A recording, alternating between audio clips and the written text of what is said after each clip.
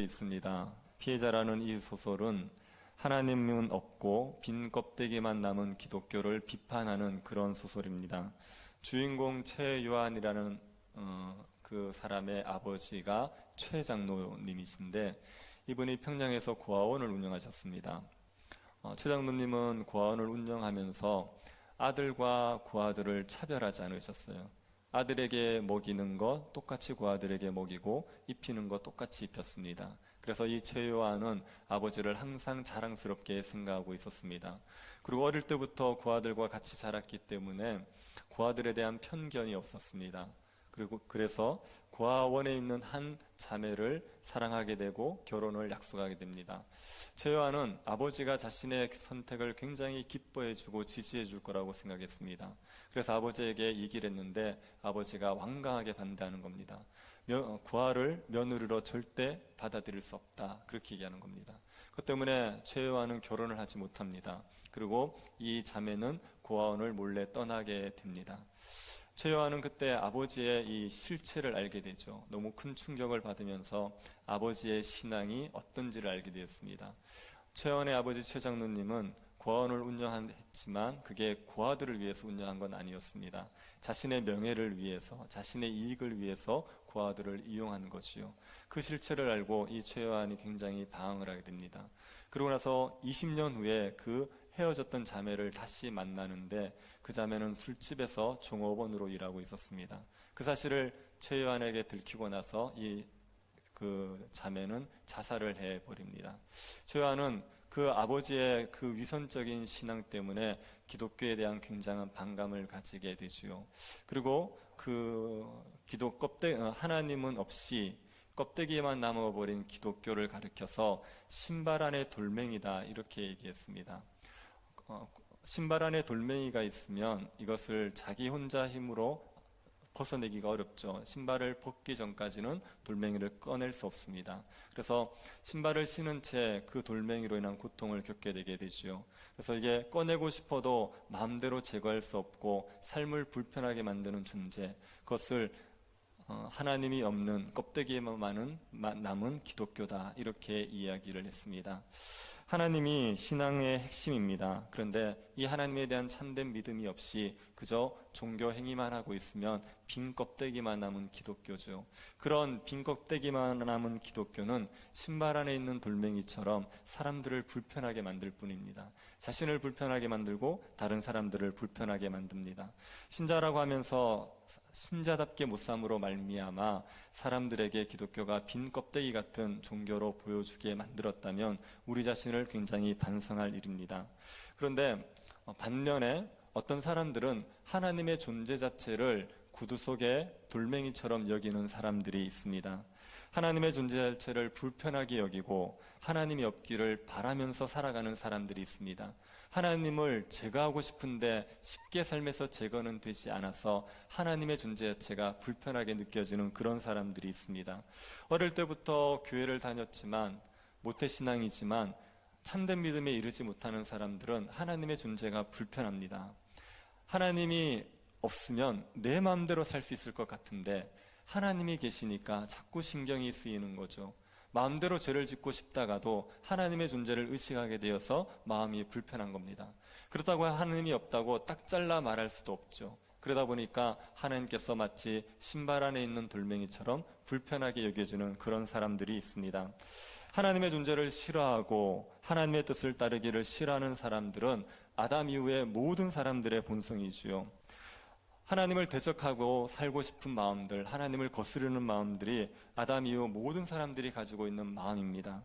그런데 하나님을 대적하고 살면 사람은 불행할 수밖에 없습니다. 하나님을 대적하고서는 사람이 행복하게 살아갈 수가 없습니다. 사람은 하나님의 형상으로 지어졌기 때문에 하나님을 거스르고서는 그 어떤 것으로 만족이 되지를 않습니다. 사람들의 참된 행복은 하나님께 복종할 때 주어집니다. 하나님의 통치에 순종할 때만이 참된 행복을 누릴 수가 있습니다. 시편 2편은 하나님을 거슬려 행하지 말라는 내용입니다. 하나님을 거슬려 행하면 멸망하고 하나님을 순종하면 복을 누린다는 것이 시편 2편의 내용입니다. 시편 10편을 제가 당분간 금요기도회 때 살펴볼 생각입니다. 1편은 많이들 아시니까 2편부터 한번 살펴볼 생각입니다. 시편 2편은 시편 1편과 함께 시편의 서론 역할을 합니다. 시편이 150편입니다. 그런데 이 시편은 5권으로 구분이 됩니다. 1절 1편부터 41편이 1권이고요. 42편부터 72편이 2권입니다. 그리고 73편부터 89편이 3권입니다. 90편부터 106편이 4권이고 107편부터 150편이 5권입니다. 이렇게 5권으로 구성되어 있습니다. 그 중에 1, 2편은 시편 전체의 서론입니다. 시편에서 얘기하고 싶은 것이 무엇인지가 1, 2편에 담겨 있습니다. 시편 1편의 첫 구절이 어떻게 시작되는지 아시겠습니까? 복 있는 자는 이렇게 시작되죠. 시편 1편은 복으로 시작됩니다. 그리고 끝이 어떻게 끝납니까? 멸망으로 끝납니다. 악인이 멸망할 거다. 그래서 시편 1편은 복과 멸망에 대한 이야기입니다. 어떤 사람이 복을 받고 어떤 사람이 멸망하는지에 대해서 얘기하고 있죠. 어떤 사람이 복을 누리고 어떤 사람이 멸망합니까? 율법을 지키는 사람. 율법을 지키는 사람은 복을 누립니다. 율법을 거스르는 사람은 멸망을 당합니다. 여기서 율법을 지킨다는 걸 다른 말로 얘기하면 모세의 언약, 시내산 언약을 지킨다는 말입니다. 하나님과 이스라엘 백성들은 시내산에서 언약을 맺었습니다. 그때 하나님께서 율법을 주셨죠. 그 율법을 지킨다는 건 시내산 언약을 지킨다는 말입니다. 그래서 시편 1편은 시내산 언약을 지키는 사람이 복을 누릴 거라는 이야기를 하는 겁니다. 시편 2편도 복과 멸망에 대해서 이야기합니다. 2편 12절 한번 보시겠습니까? 그의 아들에게 입맞추라. 그렇지 아니하면 진노하심으로 너희가 길에서 망하리니 그의 진노가 급하심이라. 여호와께 피하는 모든 사람은 다 복이 있도다. 복이 있다고 얘기하죠. 어떤 사람에게 복이 있습니까? 여호와께 피하는 자. 여호와께 피한다는 게 어떤 것입니까? 그의 아들에게 입맞추는 것. 하나님의 아들에게 입맞추는 게 여호와께 피하는 자입니다. 그런 자에게 복이 있다고 얘기합니다. 또요, 시편 2편에서도 멸망을 이야기합니다. 9절 한번 보십시오. 내가 철장으로 그들을 깨뜨리며 질그릇같이 부수리라 하시도다.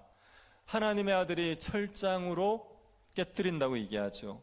하나님의 아들이 심판하는 자들이 있습니다.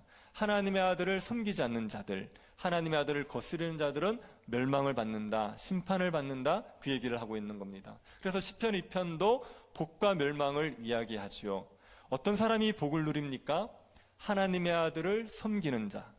어떤 사람이 저주를 받습니까? 멸망을 받습니까? 하나님의 아들을 거스르는 자. 그 사람이 멸망을 받습니다. 이 시편 2편은 다윗 언약을 배경으로 하고 있습니다. 하나님께서 다윗의 후손 중에 한 왕을 세울 거라고 하셨어요. 그 왕은 다윗의 아들이면서 동시에 하나님의 아들인 왕입니다. 그 왕이 이스라엘의 왕이 되어서 하나님의 나라를 영원히 통치할 거다. 그 얘기를 하셨어요. 그 다윗의 후손으로 오시는 그 왕에게 복종하는 자들은 복을 누립니다. 그 왕을 거슬려 행하는 자들은 멸망을 받습니다. 이게 시편 2편의 이야기입니다. 이 시편의 2편이 구체적으로 어떻게 되어 있는지 내용을 한번 살펴보죠. 시편 2편이 12절 아닙니까? 12절을 3절씩 나누어서요. 시편 2편은 4연으로 되어 있습니다. 4개의 단락으로 구성이 되었습니다. 1년에서 첫 번째 단락에서는 무슨 얘기를 하냐면 열왕들이 하나님과 그의 기름 부은 자를 대적한다, 이런 내용을 이야기하고 있어요. 그리고 두 번째 연에서는 그 대적하는 자들에 대한 하나님의 반응이 어떤지를 이야기하고 있습니다. 그리고 세 번째에서는 하나님께서 세우시는 한 왕, 그 왕이 하나님과 어떤 관계가 있고 하나님이 그에게 맡기신 사명은 무엇이냐, 이것을 얘기해 주고 있습니다. 네 번째 연에서는 하나님을 대적하는, 하나님이 세우신 왕을 대적하는 자들에게 회개를 요청하는 게 네 번째 연의 내용입니다. 1년을 한번 보지요. 1에서 3절입니다. 1절 한번 보십시오. 어찌하여 이방 나라들이 분노하며 민족들이 헛된 일을 꾸미는가. 이방 나라들이 분노하고 있습니다. 이들이 굉장히 화가 나 있지요. 그리고 함께 모여서 헛된 일을 꾸미고 있습니다. 지금 이들이 뭔가에 화가 나서 그 분노한 왕들이 모여가지고 함께 모의를 하고 있습니다. 이들이 무엇 때문에 분노하고 있습니까? 2절을 보십시오. 세상의 군왕들이 나서며 관원들이 서로 꾀하여 여호와와 그의 기름 부음 받은 자를 대적하며. 세상의 관원들, 세상의 군왕들, 세상의 관원들, 이들은 통치자지요. 그 통치자들이 지금 서로 꾀하고 있습니다. 음모를 꾸미고 있습니다. 이들이 무슨 음모를 꾸미고 있습니까? 여호와와 그의 기름 부음 받은 자를 대적하자는 음모를 꾸미고 있습니다. 지금 이게 어떤 배경을 하고 있냐면은 하나님께서 한 왕을 세우셨습니다. 하나님께서 기름 부은 자를 세웠죠. 기름 부음 받은 자가 메시아를 하나님께서 세우신 겁니다. 그 메시아를 세웠는데, 그런데 열왕들, 군왕들이 그 메시아가 마음에 안 드는 거예요. 하나님이 세우신 왕이 마음에 안 들어요. 그래서 서로 모의를 하고 있는 겁니다. 그 하나님이 세우신 왕을 대적하자, 이렇게 모의를 하고 있는 겁니다. 이런 일은 왕정시대에 흔히 있는 일 아닙니까? 새롭게 왕이 등극했습니다. 그 왕이 마음에 안 들면 그 왕이 마음에 안 드는 사람들끼리 모여서 역모를 꾀하지요. 그 왕을 몰아내고 새로운 왕을 세우자, 이런 역모를 꾀하지 않습니까? 그래서 역모에 성공해서 왕을 바꾸기도 하고 역모에 실패해서 삼족의 멸망을 당하기도 합니다. 왕정시대에 이런 일이 흔히 일어나는 일이죠. 그런데 지금 이 일이 세계적으로 일어나고 있는 겁니다. 세상에 흩어져 있던 각 나라의 왕들, 그 열왕들, 군왕들이 하나님이 세우신, 하나님이 기름 부어 세운 그 왕이 마음에 안 드는 겁니다. 그의 통치를 받기 싫은 겁니다. 그래서 그 하나님과 하나님이 세운 기름 부은 자를 대적하기 위해서 모의를 하고 있습니다. 이들이 왜 하나님이 세운 기름 부은 자를 싫어하고 있습니까? 대적합니까? 3절 한번 보십시오. 우리가 그들의 맨 것을 끊고 그의 결박을 벗어버리자 하는도다. 세상의 군왕들이, 또 관원들이 말합니다. 우리가 그가 맨 것을 끊자, 그의 결박을 벗어버리자. 이들은 하나님이 기름 부은 자, 하나님이 세운 메시아가 자기들의 자유를 억압하고 있다고 생각해요. 자기들에게 멍해를 씌우고 자기들을 억누리고 있다, 이렇게 생각을 하고 있는 겁니다. 자신들을 포로처럼, 종처럼 억압하고 있다고 생각하니까 분노를 하는 거죠. 왜 우리가 마음대로 하지 못하도록 우리를 억누르냐, 왜 우리에게 멍해를 세우느냐, 그렇게 분노하고 있는 겁니다. 그래서 그 기름 부음 받은 자를 대적하고 싫어하고 있는 거죠. 이 세상의 군왕들, 관원들은요, 아담의 후손들이에요. 아담의 타락 이후에 태어난 모든 사람들을 이야기하는 겁니다. 아담의 후손들은 기본적으로 하나님을 싫어합니다. 기본적으로 하나님을 대적한다고요. 하나님의 통치, 하나님의 다스림을 받는 것을 싫어합니다. 사람들이 하나님의 통치를 싫어하는 이유는 하나님이 우리의 자유를 억누른다고 생각해서 그래요. 우리를 억압한다고 생각해서 그렇습니다. 자유를 누리겠다는 이름으로 하나님을 대적하고 하나님을 거슬려 행하는 겁니다. 프랑스 혁명이 일어났을 때 한 혁명가가 그 노트르담 성당 꼭대기로 올라갔습니다. 사다리를 타고 꼭대기로 올라가서 그 위에 있는 십자가를 갖다가 바닥에 집어 던졌어요. 그리고 십자가를 박살을 내버렸죠. 그러고 나서 이 혁명가가 뭐라 그랬냐면, 우리는 하나님을 떠올리게 하는 모든 것을 다 끌어내릴 것이다, 이렇게 얘기했습니다. 하나님의 통치에서 벗어나는 걸 자유라고 생각해요. 하나님이 우리를 억누르고 있기 때문에 그분을 잊어버리고 그분을 벗어버리면 그게 자유를 누리고 있는 것이라고 생각을 합니다. 그런데 하나님께서 자유를 억누르시는 분입니까? 하나님이 사람들을 종으로 삼는 분입니까? 그렇지 않죠. 하나님은 사람들을 자유케 만드는 분입니다. 하나님이 이스라엘 백성들을 애굽에서 건져내셨어요. 애굽에서 종살이하는 그들을 건져내신 이유는 자유를 누리게 하기 위한 겁니다. 하나님이 이스라엘 백성들에게 율법을 주지 않습니까? 십계명을 가르쳐서 자유의 헌장이라고 얘기해요. 그 십계명은 사람들에게 멍해를 메우는 게 아닙니다. 사람들을 괴롭히는 게 절대 아닙니다. 십계명대로만 살면 자유를 누릴 수 있어요. 그래서 사람들을 자유롭게 하기 위해서 주신 게 십계명입니다. 사람들이 그런데 하나님이 우리를 억눌러서 자유를 못 누리게 한다고 말하지요. 여러분, 자유라고 하는 것은 자기가 하고 싶은 걸 할 수 있는 게 자유지요. 자기가 원하는 것을 마음대로 할 수 있는 걸 사람들이 자유라고 얘기하는 겁니다. 근데 사람들에게 이런 자유가 있습니까? 사람들이 마음에 원하는 것을 마음대로 할 수가 있습니까? 사람들은 하고 싶은 것을 하지 않고 하지 말아야 될 것을 하면서 살아가는 게 사람들의 실체입니다. 아니, 결혼을 하기 전에 사람들이 어떤 마음으로 결혼합니까? 결혼하면 서로 부부가 사랑하면서 살고 싶어서 결혼하지 않습니까? 싸우고 싶어서 결혼하는 사람들 없잖아요. 우리는 만나서 맨날 싸우자 그러고 결혼하진 않지 않습니까? 근데 결혼하고 나면 사랑하는 게 잘 됩니까? 싸우는 게 잘 됩니까? 맨날 싸우는 거예요. 그 사랑하는 게 그렇게 안 되는 겁니다. 부부싸움을 안 하려고 그러면 부부간에 좋은 말을 하라 그래요. 근데 좋은 말이 나옵니까? 말만 하면 공격적인 말이 나오니까 자꾸 싸우게 되죠. 하고 싶은 걸 못하는 게 사람들입니다. 아니, 염려하면서 살고 싶은 사람이 누가 있겠습니까? 다 염려 없이 평안을 누리고 살고 싶죠. 그런데 염려가 자꾸 되는 걸요. 불안한 걸 어떡합니까? 걱정하지 않으려고 해도 걱정이 되는 걸 어떡합니까? 사람들은 마음대로 할 수 있는 자유가 없습니다.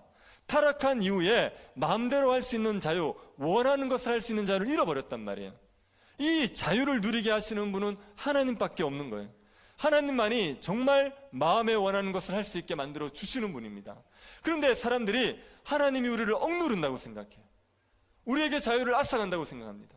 그래서 하나님을 벗어버리고 하나님을 대적하고 하나님이 주신 멍에를 끊어버리자. 그래야 우리가 자유를 누릴 수 있다고 생각하는 거죠. 군왕들이 기름 부은 받은 자가 자기의 자유를 억누른다고 생각해서 그 멍에를 끊어버리자, 벗어버리자 이렇게 이야기했습니다. 이들에 대해서 하나님께서 어떤 반응을 보이는지가 2연에 나오는 겁니다. 4절 한번 보시겠습니까? 하늘에 계신 이가 웃으시며 주께서 그들을 비웃으시리로다. 하나님께서 이제 웃으셨어요. 하나님이 웃으셨다는 표현이 성경에서 여기밖에 나오지 않습니다. 세상의 군왕들과 관원들이 하는 짓을 보고 하나님께서 너무 웃기신 거예요. 너무 허황된 말을 하거나 허황된 행동을 하면 웃기지 않습니까? 기가 차서 비웃게 되는 거죠. 요즘에 초등학생들 졸업식에 가보면요, 졸업생들의 꿈을 이렇게 PPT로 올려줘요. 그래서 이 아이는 앞으로 뭐가 되겠습니다, 의사가 되겠습니다, 변호사가 되겠습니다, 이런 걸 자꾸 올려줘요.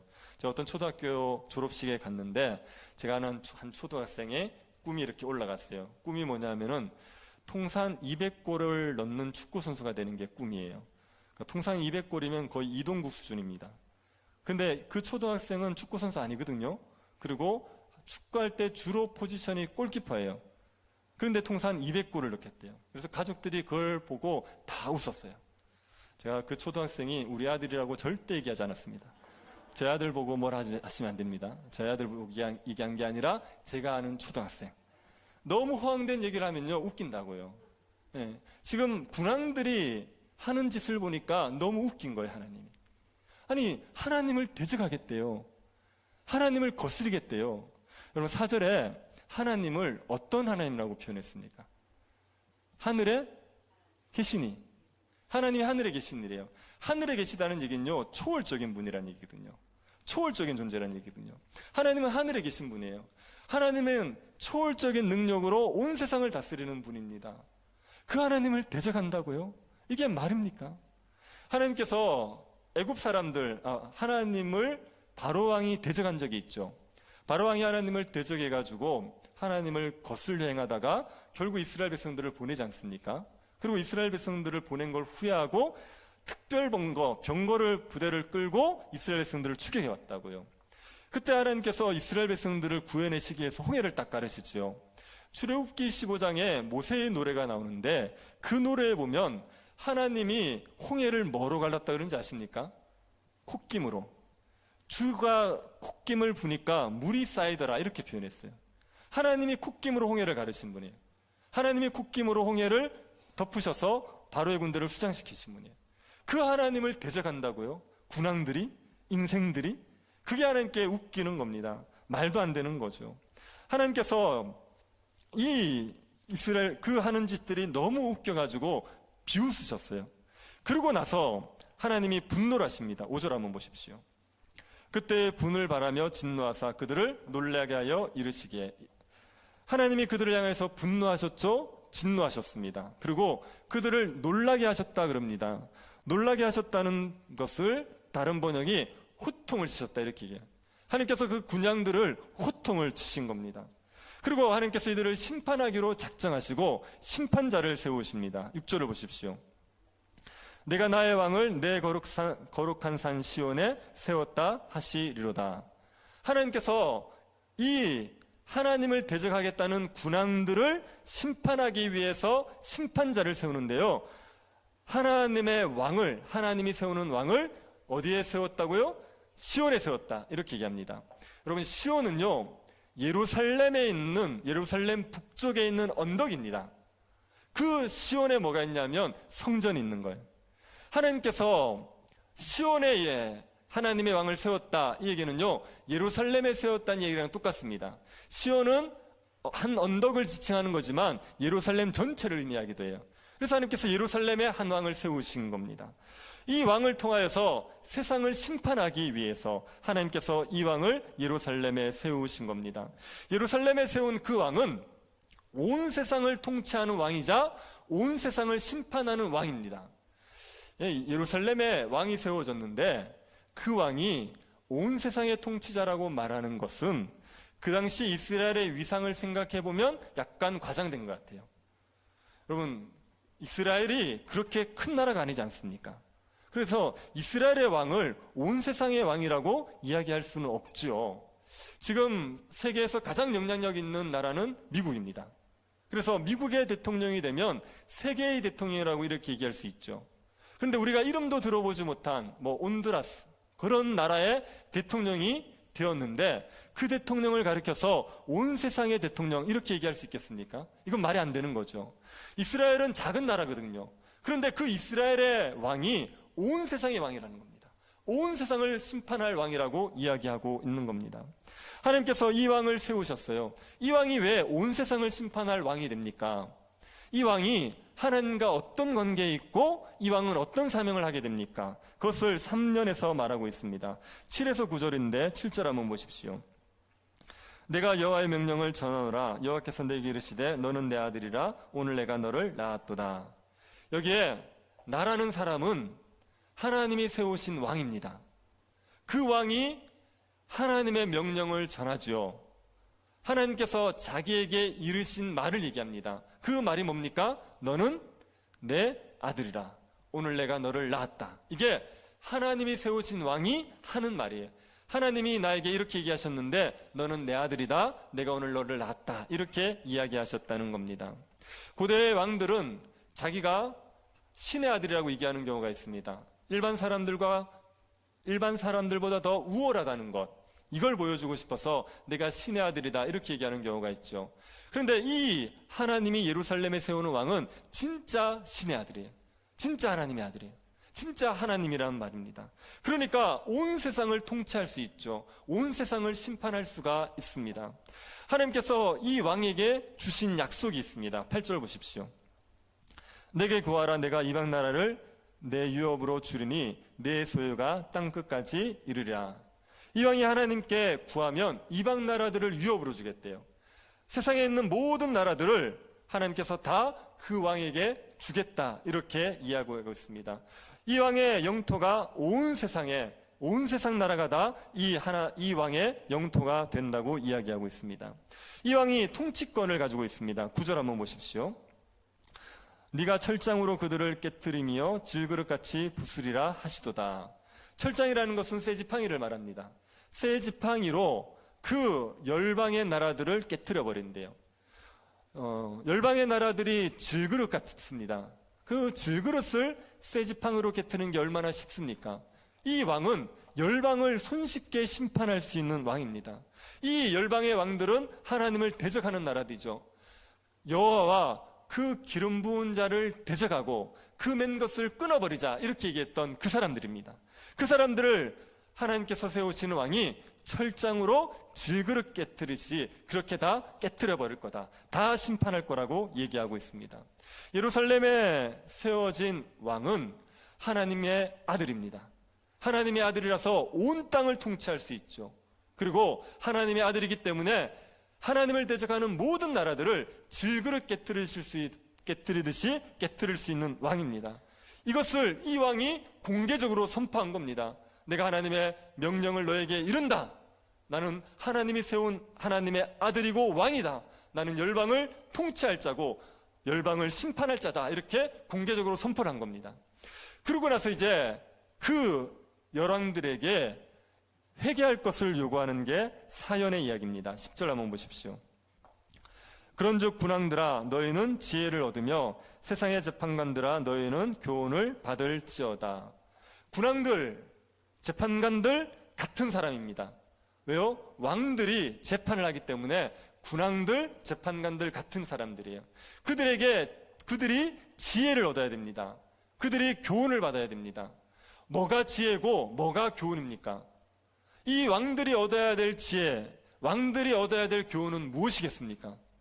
이거는요, 하나님께서 예루살렘에 세운 그 왕이 온 세상의 통치자라는 거예요. 그 왕이 온 세상을 심판할 거라는 겁니다. 그걸 깨닫는 게 지혜입니다. 모든 나라 백성들, 모든 나라의 왕들이 예루살렘에 세워진 그 한 왕이 온 세상을 통치하고 심판할 거라는 걸 깨닫는 게 교훈을 얻는 거예요. 그 왕이 선포한 이야기를 통하여서 그걸 받아들여서 그 왕을 온 세상의 통치자로 인정하는 것, 그것이 이들이 얻어야 될 지혜입니다. 그 지혜를 얻어서 무엇을 해야 됩니까? 11절 보십시오. 여호와를 경외함으로 섬기고 떨며 즐거워할지어다. 여호와를 경외함으로 섬겨야 되죠. 떨며 두려움으로 섬겨야 되고 즐거워해야 됩니다. 기쁨으로 하나님을 섬겨야 됩니다. 기쁨으로 하나님을 섬기게 되면 섬기는 게 어떻게 하는 겁니까? 12절 보십시오. 그의 아들에게 입맞추라. 그렇지 아니하면 진노하심으로 너희가 길에서 망하리니 그의 진노가 급하심이라. 여호와께 피하는 모든 사람은 다 복이 있도다. 하나님을 경외함으로 섬기는 거는요, 그 아들에게 입을 맞추는 겁니다. 하나님을 기뻐하는 것은 그 아들을 즐겁게 섬기는 거예요.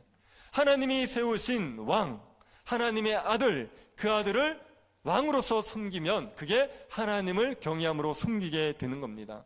그 아들에게 입맞추라, 이 말은요, 그 아들의 통치에 복종하라, 이런 얘기예요. 전쟁을 했을 때 한 나라의 왕이 승리한 왕이 패전의 한 왕을 이렇게 무릎 꿇게 하죠. 그럼 이제 그 패전한 왕이 승리한 왕의 발에 입을 맞춥니다. 그렇게 입을 맞춘다는 얘기는 내가 당신을 이제 왕으로 섬기겠습니다. 그런 표현이거든요.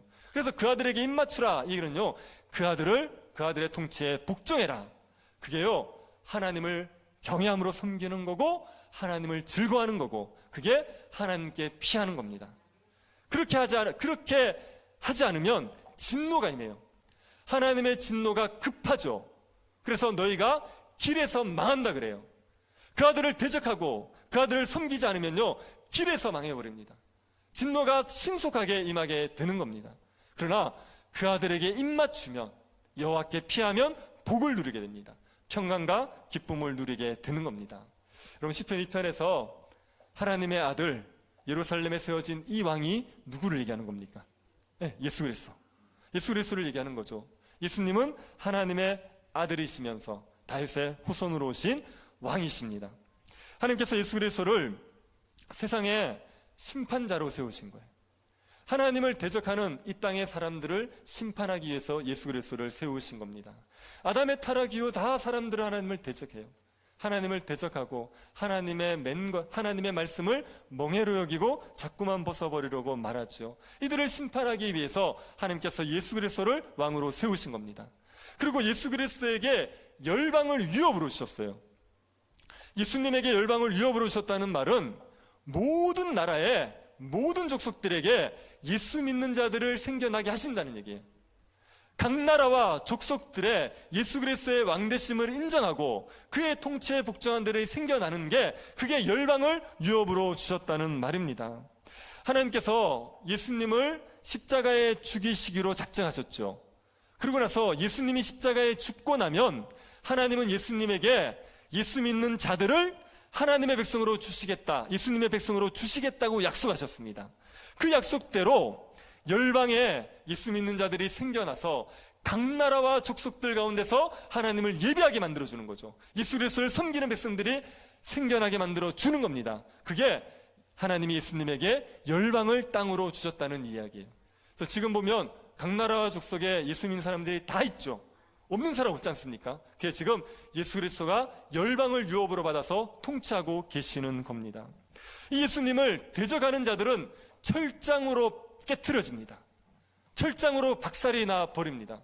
예수 그리스도의 왕되심을 인정하지 않고 예수 그리스도의 통치를 거스리면 그는 멸망을 당할 수밖에 없습니다. 그러나 예수 그리스도의 왕되심을 인정하면요, 그에게 피하면, 그러면 하나님이 주시는 복을 누리는 거죠. 평강을 누리고 기쁨을 누리게 되어 있습니다. 여러분, 이 예수 그리스도에게 입맞추시기를 바랍니다. 그리스도의 통치에 복종하고 사십시오. 그러면 하나님이 주시는 복을 누립니다. 지금은 예수 그리스도를 거스리면요, 살 수 없는 시대예요. 정말 지금은요, 그리스도를 거스리고도 살아날 수 있는 방법이 없습니다. 지금 우리는요, 모든 게 불확실한 시대를 살아가고 있습니다. 앞으로 어떻게 될지 아무도 장담을 못해요. 영원히 변하지 않을 것 같이 견고했던 것들이 다 무너진 시대를 살고 있어요. 지금 또 코로나가 확산되고 있죠. 우리가 예배를 또 못 드리게 될지 몰라요. 어떻게 언제 어떤 일이 일어날지 모르는 상황을 살아가고 있습니다. 이런 시대는, 불확실한 시대에는요, 염려와 근심이 우리를 삼켜버리기 너무 좋습니다. 우리가 감당할 수 없는 일을 만나면 염려와 불안에 삼켜져서 정말 너무 고통스럽고 괴롭게 살아가게 좋기 딱 좋은 시대예요. 여러분, 요한계시록 제가 강의할 때 황충에 대해서 이야기한 거 생각나십니까? 5번째 나팔이 불었을 때 무저갱에서 황충이 올라온다고요. 이 황충이요, 사람들을 괴롭히는데 죽이진 않습니다. 죽이진 않는데 사람들을 못 살게 괴롭혀요. 그 황충이 뭔지에 대해서 여러 견해가 있지만요, 황충은 악한 영들이 사람들을 괴롭히는 겁니다. 염려와 근심에 시달리면서 죽지는 않지만 죽을 만큼 들게 만드는 게 황충 같은 악한 영들의 세력의 활동이에요. 그런 악한 영들의 활동이 가득한 게 지금의 시대예요. 거기 한번 딱 사로잡히지 않습니까? 미쳐버립니다. 사람들 정말 못 견딥니다. 제가 어떤 목사님의 간증을 한번 들었는데, 이분이 호주에서 그 청소년들 대상으로 사역을 했어요.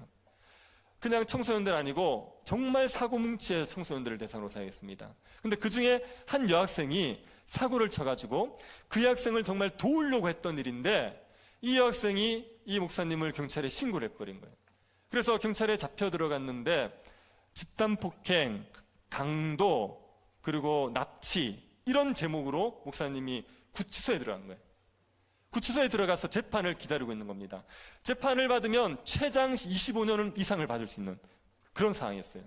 그 구치소에 있으면서 책을 한 권 읽었대요. 어떤 책을 한 권 읽고 그 책을 딱 덮는데 갑자기 자기 머릿속에 염려가 확 밀려들어요. 어떤 생각이 드냐면, 앞으로 너 25년 동안 감옥에 썩을 거야.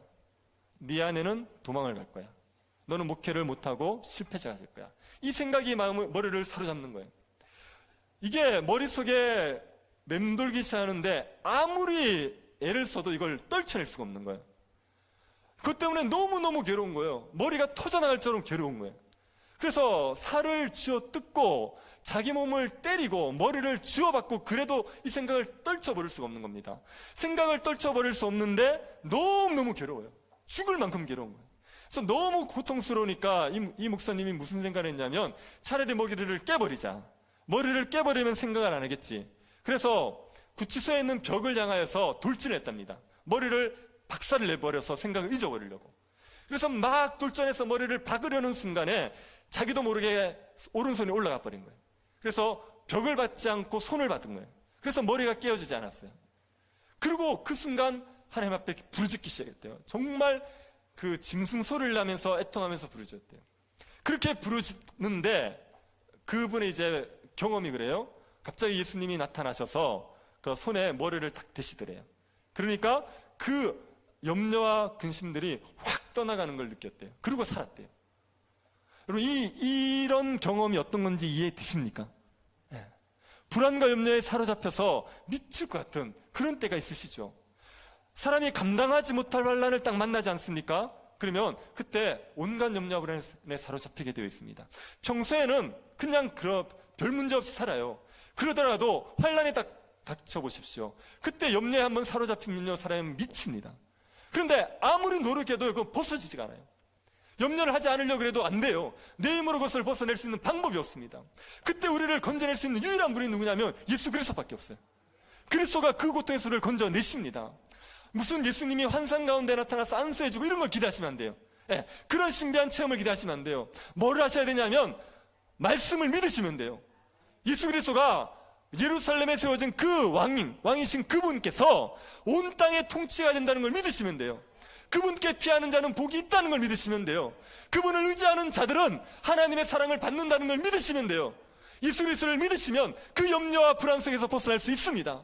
우리를 사로잡아서 미치게 만드는 그런 고통 가운데서도 예수 그리스도를 의지하는 순간, 그 예수 그리스도를 믿는 순간 우리가 그 불안과 염려를 벗어버리고 하나님이 주는 복을 누릴 수가 있습니다. 예수 그리스도께 피하는 자가 복을 누리게 되어 있습니다. 주님을 대적하지 마십시오. 예수 그리스도를 거스르지 마십시오. 예수 그리스도를 거스르면 죽는 겁니다. 정말 죽습니다. 이 시대는 예수 그리스도를 거스르고 살아날 수가 없습니다. 그리스도께 피하셔야지, 그리스도의 통치에 복종하셔야지, 그리스도의 왕되심을 인정하셔야지만 살아갈 수가 있습니다. 예수 그리스도에게 입맞추심으로 말미암아 하나님이 주는 복을, 평강과 기쁨을 누리며 살아가는 주의 백성들 될 수 있기를 간절히 바랍니다. 하나님 아버지, 예수 그리스도를 왕으로 세워주심을 감사드립니다. 예수 그리스도에게 입맞추게 하여 주옵소서.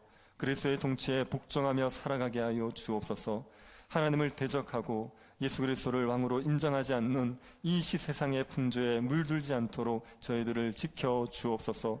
예수 그리스도가 온 땅의 왕되심을 인정하고 그리스도의 통치에 복종함으로 환난 많은 이 땅 가운데서도 평강을 누리며 살아갈 수 있도록 은혜 베풀어 주옵소서. 거룩하신 예수님 이름으로 기도드립니다. 아멘.